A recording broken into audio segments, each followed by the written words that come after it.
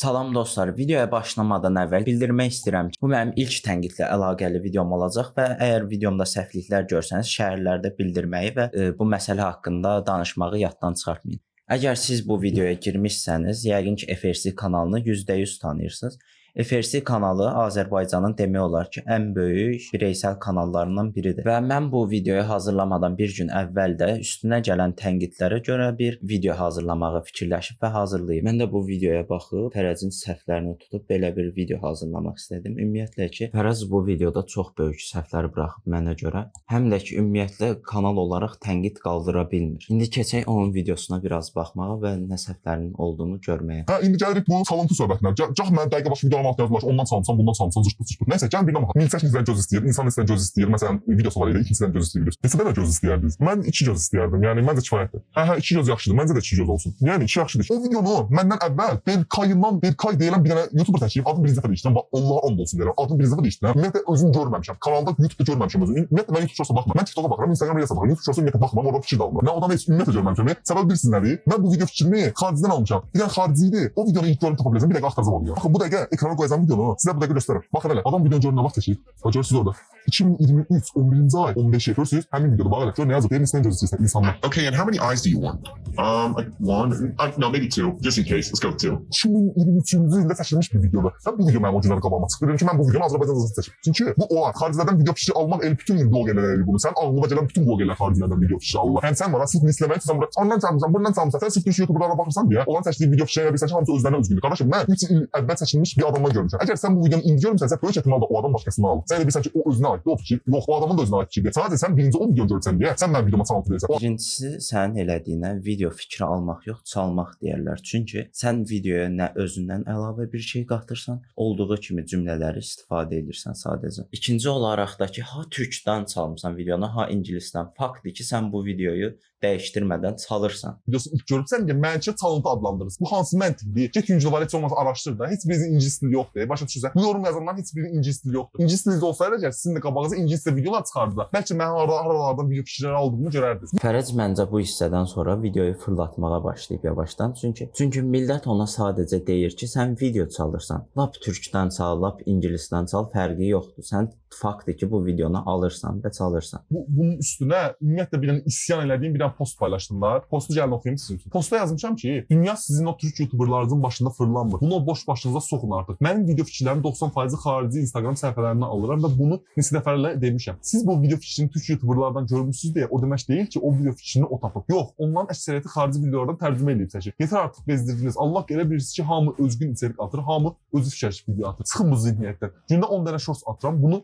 satan hamısını öz beynində sinir fikir yaradıb çəksin. Reallıqla üzləşin, uşaq olmuyor. Bu işin qanunu budur. Əgər başınızı soxa bilmirsinizsə zəhrimara baxmayın. Bəli, son dərəcədə haqlı bir isyan eləmişəm. Yəni başa düşürsən. Və bunun yorumuna gəlib biri gör nə yazıb. Yazıb ki, dostum, o bir videonu görməmişəm, amma bunu deyə bilərəm ki, gündə 10 shorts paylaşmaq yerinə bir dənə paylaş və daha yaxşı olsun. Bu məntiq hardan gəlir? Sən bir nə söz deyim, həqiqətən deyirəm, sizin Onur Naci Öztürk'ün videosuna baxmanıza ehtiyacım var. Buradakı linkə Onur Naci Öztürk'ün YouTube haqqındakı bir videosunu qoyacağam. Həqiqətən yəni siz görə məcbursunuz da, yəni o video. Çünki siz həqiqətən də məni başa düşmürsünüz, nə demək istədiyimi başa düşürsünüz. Əgər bu qədər Onur Naci fansansa, Onur Nacinin dediyi bir söz də var. Heç vaxt video fikir oğurlamayın və video fikirlərini alıb gəlişdirin. Gəldi ki, məsələn, video fikrin pisdir. Okay, video fikrin pisdir, maraqlı deyil. Bu bir tənqiddir. Sənin ışığın pisdir, sənin mikrofonun pisdir. Bu bir tənqiddir. Məsələn, video bildirdiyin fikir pisdir, səhvdir. Bu bir tənqiddir. Amma sən məcaz deyirsən ki, xaricilərdən video fikir alma. Bu nə məntiqdir qardaşım? Haramla fikirləşirsən tam olaraq. Hələ bunun yazdığına bax. Yəni bir vaxtlar bizim adımızı başlığa qoyaraq da, yəni YouTuber'a adından film kasaraqdan video çəkən bir insandı, hə. Üstəlik bu Texnoklubun qardaşı da səhv eləməmişəm. Yəni mənim izləyicim olub. Mənim hətta otaqlar videomda onun otağını çəkmişəm. İndi gəlib məni tənqid edir. Yazdığı şeyə bax. Tənqid hər işdə, hər kəsə aid olan bir şeydir. Tənqidi oxumaq, dərk etmək, verilən cavab varsa verilməli, yoxsa tənqid olunan mövzuya diqqət etdirməlidir. Burada sənin rolunu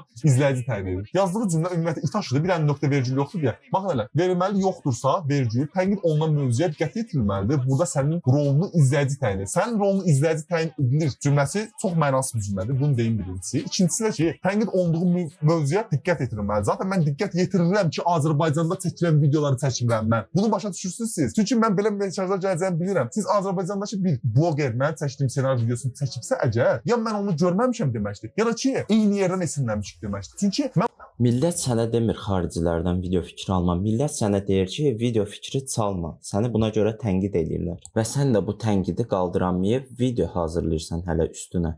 Və keçək kitlə yönləndirdiyi hissəyə gördüyünüz kimi yorum sahibi orada yazıb ki, tənqid, yəni fikir verilməlidir, tənqidə önəm verilməlidir.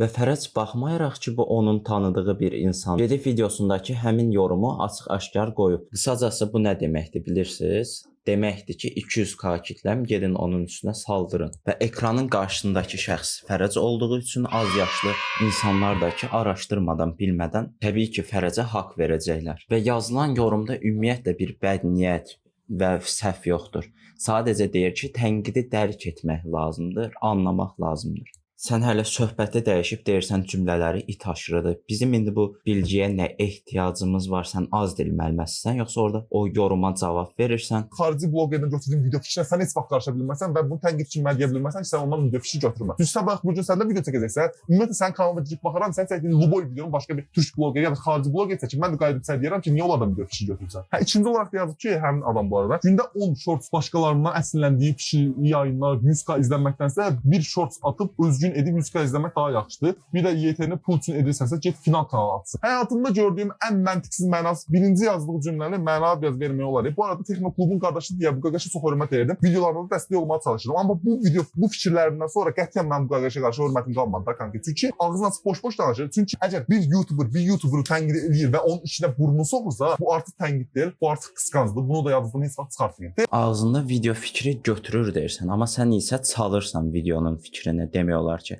Çünki sən o videoya heç bir şey özündən emosiya, nə bilim, ən kiçik bir şey belə əlavə eləmirsən. Bunu sənə belə izah edeyim də. Məsələn, sən bir oyun videosu atırsan, Minecraftdan danışaq da, məsələn, Manhunt çəkirsən.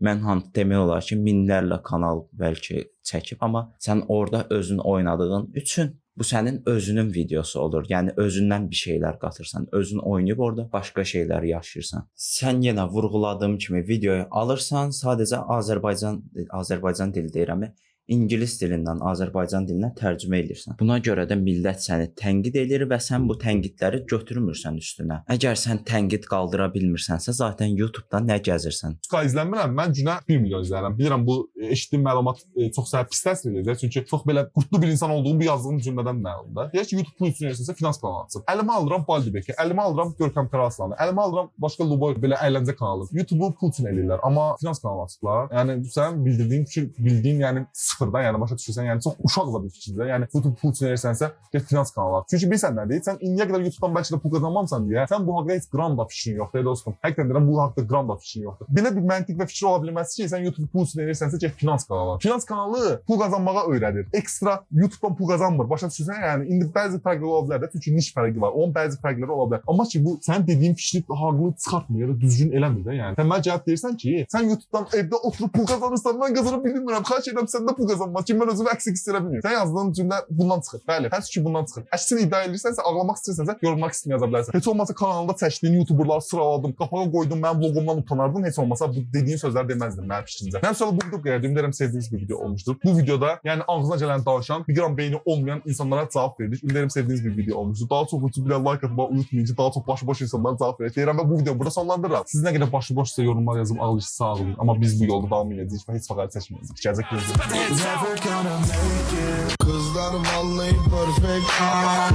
Əsl 2 qram beyni olmayan sənsən ki, sənə yazılan tənqid eləyən insanlara gedirsən normal insan şəkildə cavab verməyib 2 qram beyni olmayan insanlar deyib ötüşdürürsən.